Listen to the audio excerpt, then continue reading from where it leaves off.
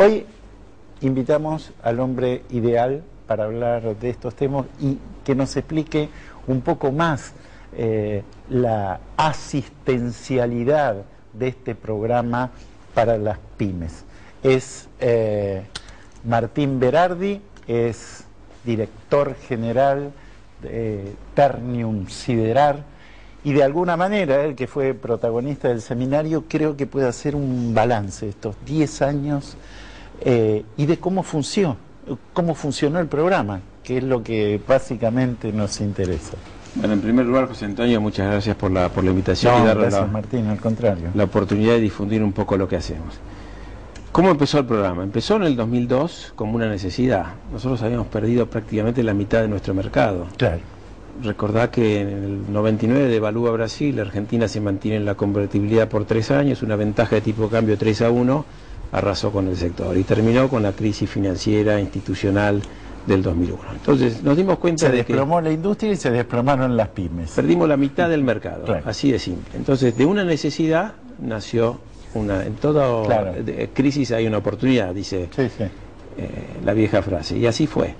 Empezamos a agarrar sector por sector, empezamos a agarrar las empresas testigos, las más importantes, las más fuertes o las más problemáticas muchas veces, y empezamos a generar un trabajo de conjunto. ¿Cómo nos recuperamos?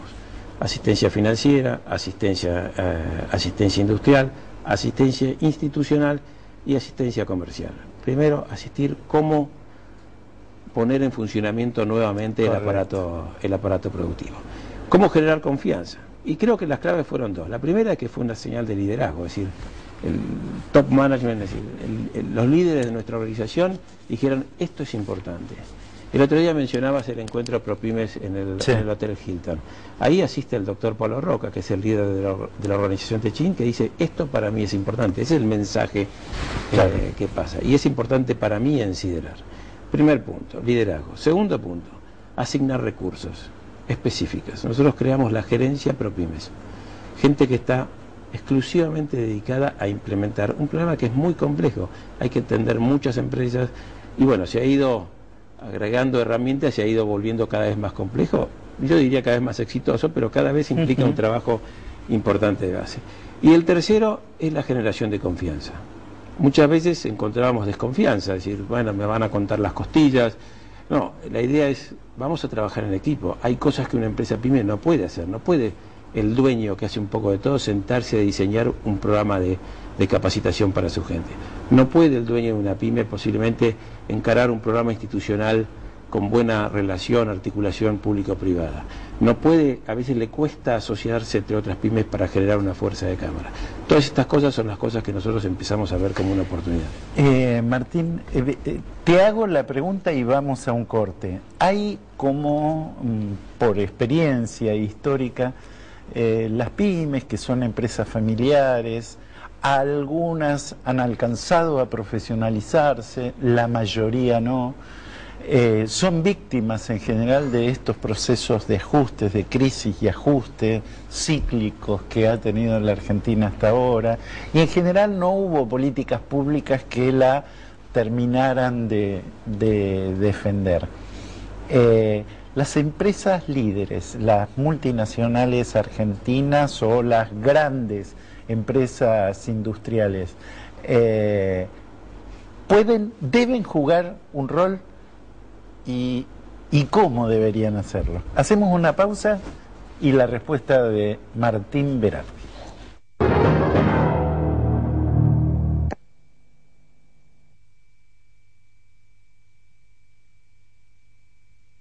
La educación es el eje principal de las acciones de responsabilidad social corporativa de Santander Río. A través de su programa Universidades, el banco apoya a la educación superior pública y privada. La energía te acompaña siempre. Edenor. BBVA Francés. Por un futuro mejor, siempre. Adelante.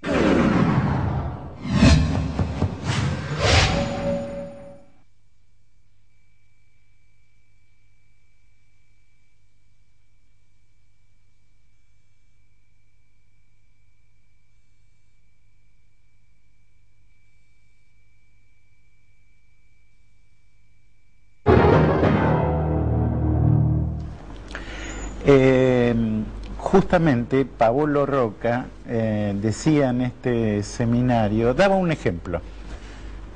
Tomaba 60 empresas pymes que pasaron de facturar de unos 487 millones de pesos a 1.670 millones de pesos y de emplear a 4.900 personas pasaron a emplear a 11.000 en el 2011.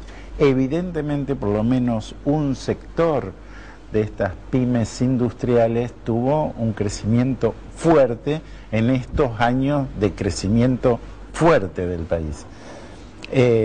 Yo antes hacía justamente esta pregunta, ¿cómo las grandes empresas, las empresas líderes, en el caso de Techint, una multinacional, pueden hacer más por su cadena de valor, ¿no? Porque en definitiva ganan todos, ¿no? En principio, ganan todos.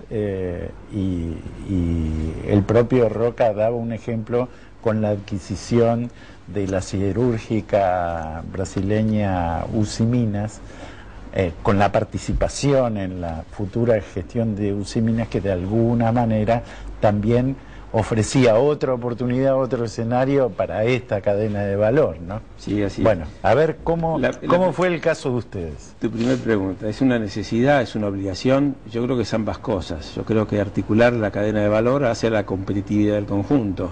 Si no tenemos una red de proveedores competitiva, no vamos a ser competitivos nosotros. Si no tenemos un mercado interno que crece con nosotros, se va a dificultar nuestro crecimiento.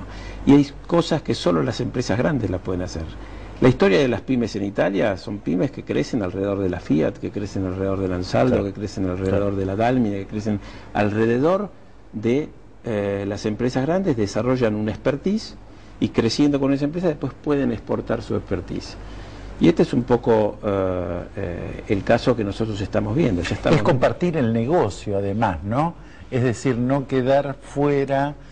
La verdad que es muy interesante porque hay experiencias en la Argentina muy interesantes, incluso en algunas provincias argentinas, como la creación del mercado, el aumento de la productividad lleva inexorablemente a privilegiar la relación con la cadena de valor en cualquiera sea el caso. Y ahí aparecen las pymes, ¿no? Ahí aparecen las pymes. Y en el trabajo conjunto entre la pyme y la empresa grande aparece, trabajando en la eficiencia, aparece una plusvalía. Y esa plusvalía que se genera es la que te permite acumular capital para crecer. Correcto. Es lo que está pasando con nuestras pymes. Cuando ves las cifras de lo que han invertido, de lo que han crecido, el ejemplo de estas 60 empresas que seguimos, que antes facturaban 500 millones de dólares y ahora facturan casi 1.800, se hizo con inversión, se hizo con capacitando gente, se hizo tomando riesgos y creciendo juntos. ¿Por qué es importante la empresa grande? No solo para ayudar en el crecimiento, para ayudar a una inversión, para ayudar a hacer un diagnóstico industrial, para ayudar a capacitar. Es casi más importante en la crisis. Cuando nosotros, es decir, vos viste ahora el evento de diciembre que hacemos todos los años, es el cierre de un trabajo de un año. Claro. Nosotros reuniones similares hacemos trimestralmente, donde lo primero que hacemos es compartir información. ¿Qué está pasando en el mundo? ¿Qué le va a pasar con sus costos? ¿Qué pasa con las materias primas? ¿Dónde están los problemas? ¿De dónde vienen las crisis? ¿Dónde están las amenazas? Y a veces hablamos con total apertura, los precios van a subir, los precios van a bajar. Hay problemas de fletes, no hay problemas de fletes. Hay problemas gremiales, no hay problemas gremiales. ¿Cómo hacemos la agenda de trabajo de cada uno de los sectores? Esta es información que muchas veces las pymes no la tienen. Totalmente. Compartirla primero, generar una agenda de trabajo lo segundo y después ir caso por caso. ¿Qué capacitación necesita cada sector? ¿Qué agenda institucional necesita cada sector? ¿Qué tipo de financiación necesita tal o cual cliente? Y siempre ayudar a que se ayuda. Nosotros tenemos que ver también del lado de la pyme una vocación industrial. Tenemos que ver, nosotros nunca aportamos el 100% de la financiación, queremos compromiso de la contraparte. Nunca pagamos el 100% de una capacitación, la subsidiamos posiblemente en un 50%, pero tiene que haber compromiso del otro lado, tiene que haber valor y tiene que haber generación de valor. Yo creo que estas han sido las claves. Al principio con pocas herramientas y hoy con herramientas cada vez más sofisticadas. Por ejemplo, viste que hubo un panel sobre empresas familiares. Sí, claro. Luego de 10 años, y como decía Ari Paluch, que nos acompañó en este evento, decía, bueno, estas pymes ya son pimotas. Antes una empresa que facturaba $2 millones, hoy está facturando 20. Ya no es pequeña, pasó a ser mediana. Y posiblemente está manejado por una familia que empieza a tener el problema, que los hijos empiezan a trabajar, que los parientes... Entonces, ¿cómo solucionar los problemas de empresa, familia? De empresa y familia es uno de los temas que estamos abordando. Pareciera que siempre hay un punto en el que la natural disposición de ese empresario, de esa empresa familiar, de reinvertir sus utilidades, empieza a ser una traba, porque por ahí no alcanza la reinversión de utilidades, porque por ahí la dimensión de la familia no alcanza para cubrir eso, la necesidad de esos recursos. Es imprescindible el crédito para la inversión, digo, porque siempre estamos discutiendo sobre el crédito y siempre falta y siempre son insatisfactorias las ofertas del sector público en este sentido para las pymes. Antes me acuerdo que se decía, bueno, tienen un historial de endeudamiento, no cumplen los requisitos, el sistema financiero, estamos hablando de los 90, era omnímodo, digamos, y ponía trabas, qué sé yo, hacía negocio y ganaba plata, no precisamente dando crédito a las pymes ni a la familia. Bueno, ahora ¿cómo es? ¿Mejoró eso? ¿Qué perspectiva hay? Porque también el sistema necesita un crédito más o menos constante, estable. Exactamente. El financiamiento para las pymes es clave, porque muchas veces la acumulación de capital es mucho más lenta del crecimiento que necesita la empresa para mantener su posición en el mercado, para poder crecer, para poder exportar. Entonces, en eso nosotros también brindamos un apoyo. A lo largo de la historia se ha culpado a las pymes de situaciones de las cuales eran absolutamente inocentes. Las crisis terminan por arrasar las pymes.